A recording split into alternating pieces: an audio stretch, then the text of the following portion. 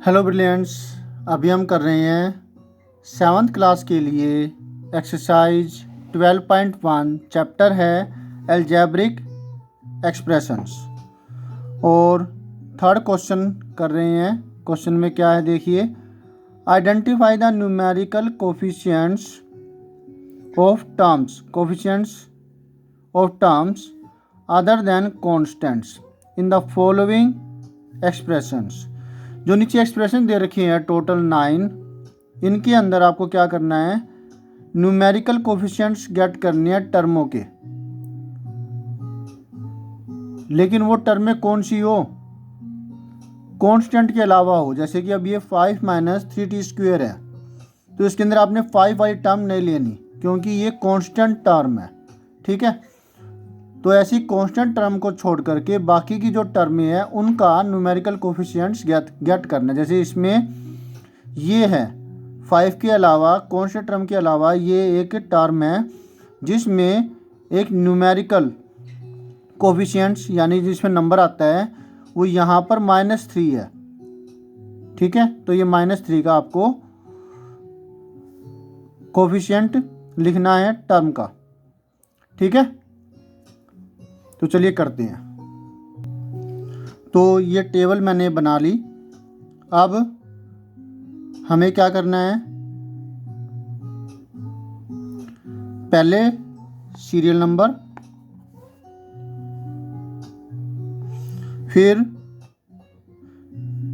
जो यहाँ पर क्या आएगा अलजेब्रिक एक्सप्रेशन वो लिखेंगे,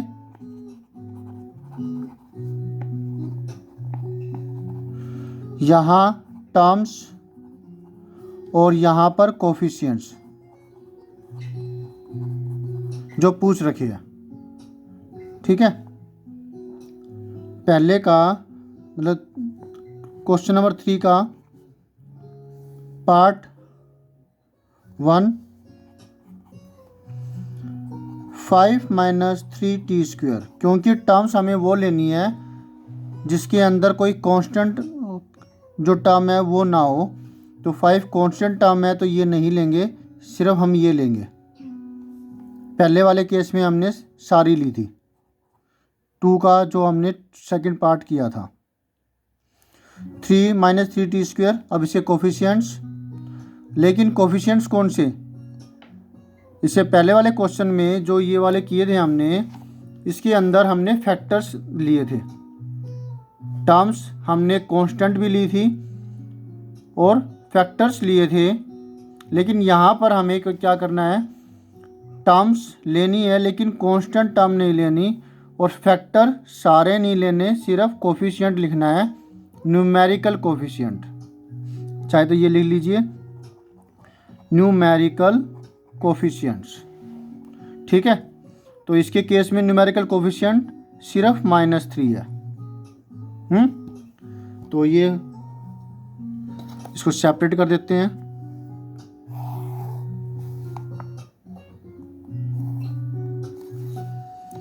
सेकंड है हमारे पास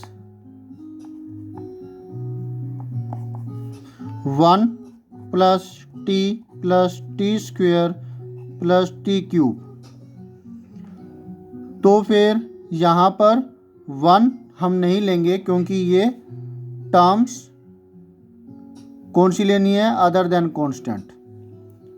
ठीक है, तो एक तो t हो गई, second t², third t³, 1 2 3। Numerical coefficient t का कोई नहीं है तो 1, इसका कोई नहीं है तो 1, इसका कोई नहीं है तो 1। ठीक है,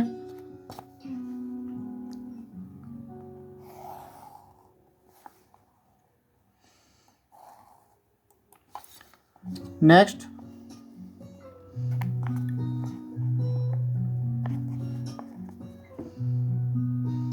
x + 2xy + 3y x, second term other than constant 2xy, third 3y। तो इसका 1 है, इसका 2 और इसका 3। ठीक है,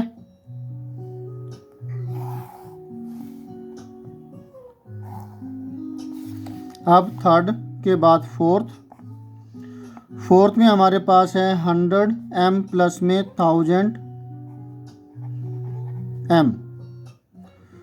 दो टर्म में हो गई 100 m एंड 1000 m। 100 m का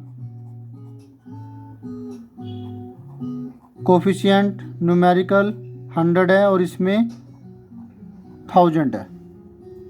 ठीक है,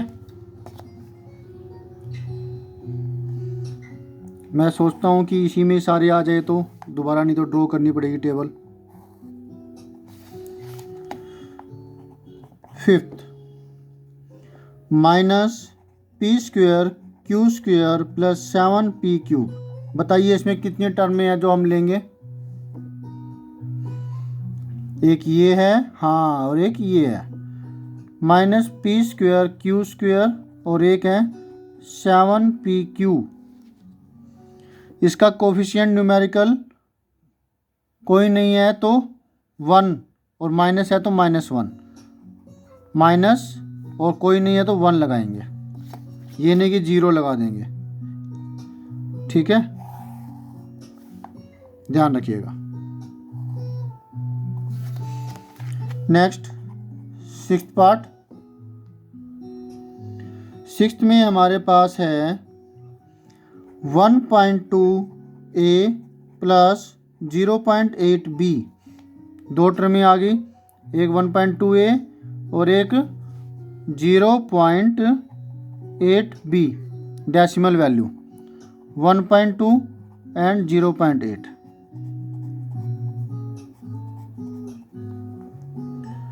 ठीक है,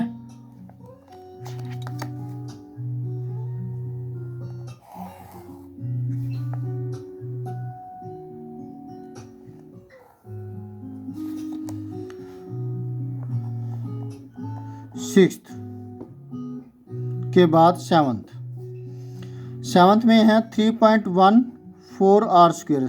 सिर्फ एक ही टर्म है हमारे पास ये तो टर्म इसमें 3.14 आर स्क्वेयर, एक्सप्रेशन भी यही है और टर्म भी एक ही है, तो न्यूमेरिकल कोफिशिएंट इसका हुआ ये 3.14। ठीक है,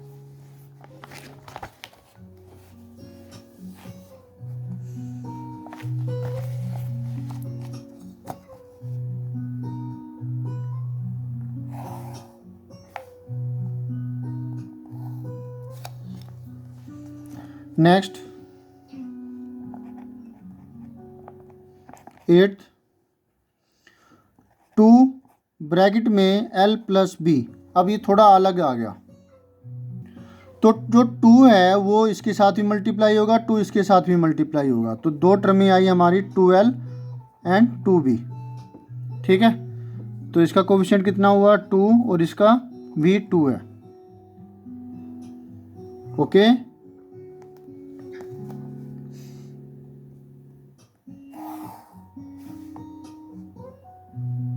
काफी स्पेस बच गई नीचे।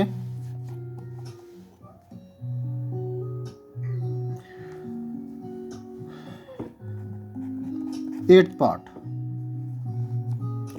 इसमें है 0.1y plus 0.01y square. 0.1y 0.01 y square, दो टर्में हो गई ये। इसका कोफिशिएंट क्या होगा, न्यूमेरिकल कोफिशिएंट 0.1 और इसका न्यूमेरिकल कोफिशिएंट 0.01। ओके, तो इस तरीके से हमने ये वाला पार्ट थर्ड क्वेश्चन कर लिया।